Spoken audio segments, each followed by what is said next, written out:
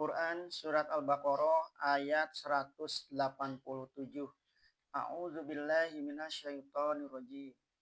Uhilla lakum lailatas siyamir rafasu ila nisaikum. Hunna libasul lakum wa antum libasul lahun. Alimallahu annakum kuntum tahtanuna anfusakum fataba alaikum wa afa ankum. Fal'ana basyiruhunna wabtaghu ma kataballahu lakum wa kulu wasrabu hatta yatabayyana lakumul khaytul abyadu minal khaytil aswadi minal fajr summa atimmus siyama ilal lail wa la tubasyiruhunna wa antum akifuna fil masajid tilka hududullahi fala taqrabuha kadzalika yubayyinullahu ayatihi linnasi la'allahum yattaqun. Dihalalkan bagi kamu pada malam puasa bercampur kepada istri kamu. Di dalam ayat dikatakan rofasu. Menurut bahasa, rofasu ialah segala sendau gurau dan percakapan di antara suami istri ketika mereka mulai seketiduran. Kita artikan saja dengan bercampur. Menurut jiwa yang terkandung dalam ayat, ini karena tidak perintah Al-Quran memakai perkataan yang tepat terhadap urusan persetubuhan, melainkan selalu memakai kata-kata halus. Pakaian.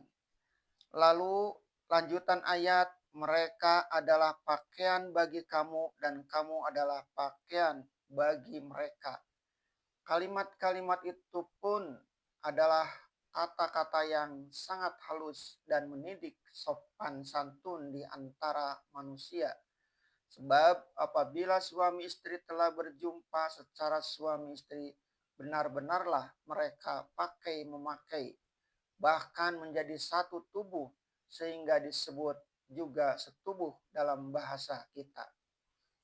Demikian Allah menyatakan bahwa pada malam hari hal itu adalah hal yang halal dan tidak menghalangi puasa. Kemudian disesali orang-orang yang selama ini sampai menjauhi pula urusan persuami istrian itu dengan sambungan firman-Nya.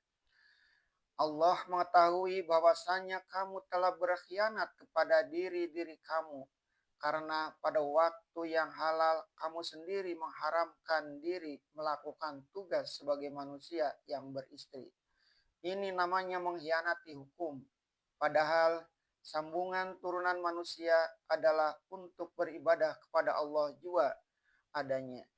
Maka telah diampuninya kamu dan dimaafkannya kamu. Meskipun hal ini belumlah dosa besar, apatah lagi mereka meninggalkan persuami istrian itu adalah karena belum tahu.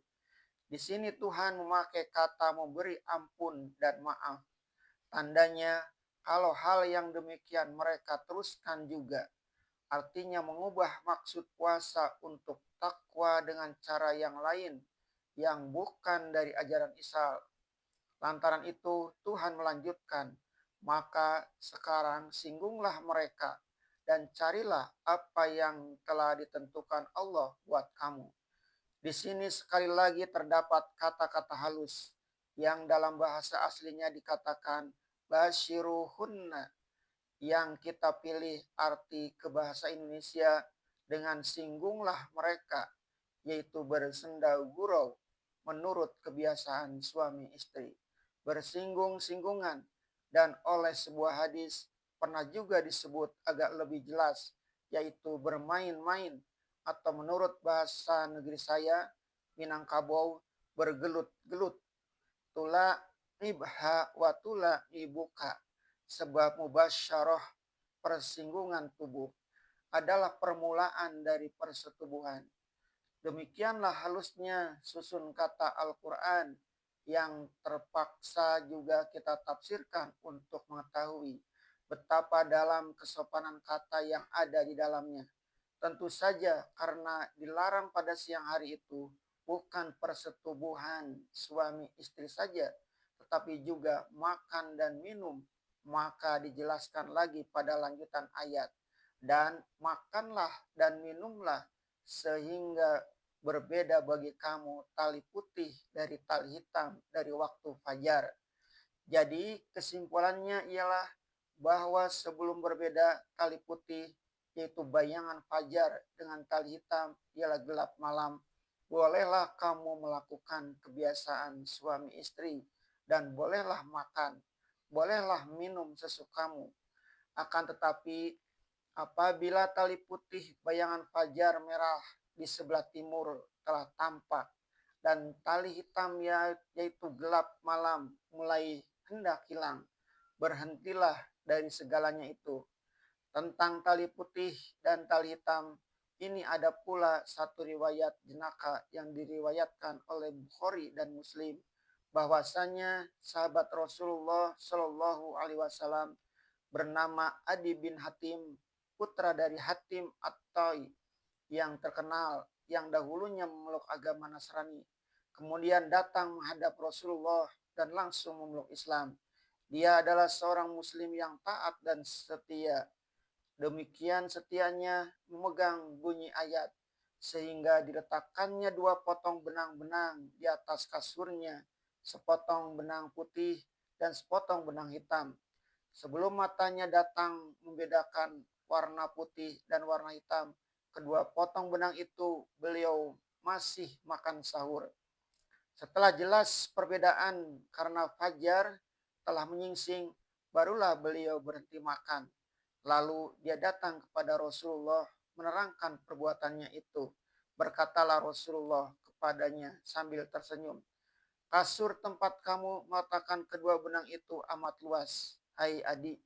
Sebab yang dimaksud dengan tali putih ialah merah fajar, tanda hari telah siang, dan tali hitam ialah gelap malam yang telah ditinggalkan.